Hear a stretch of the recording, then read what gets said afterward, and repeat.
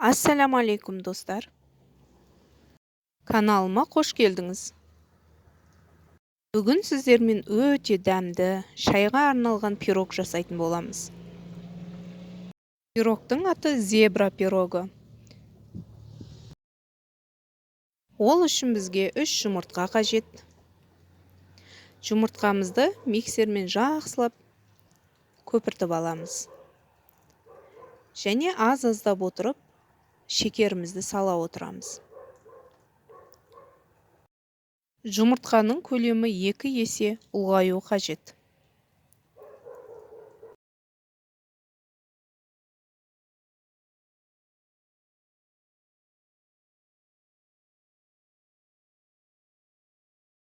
Дайын болған массаға сұйық май құямыз және айран құямыз.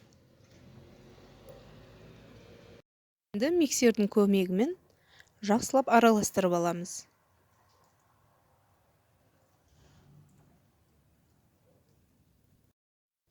ұн мен соданы елекке салып аламыз. Және екеуін біркелкі болғанша араластырамыз.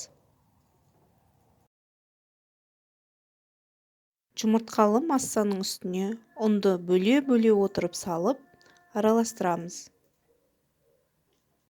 Достар, менің каналыма тіркелуді ұмытпаңыз. Менің жаңа видеоларымды көріп тұру үшін қоңыраушаны және все кнопкасын басып қойыңыз.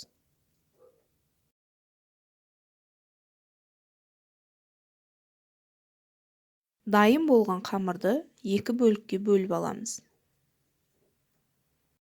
Бір бөлігіне 1 ас қасық какао салып араластырамыз.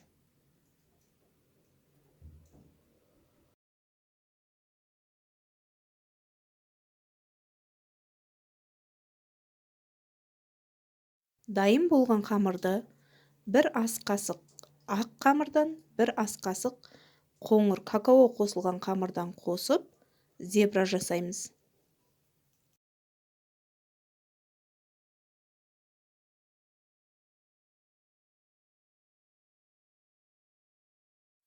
Қамырды 180 градус қызып тұрған пешке жібереміз. Және беті қызарғанша күтеміз.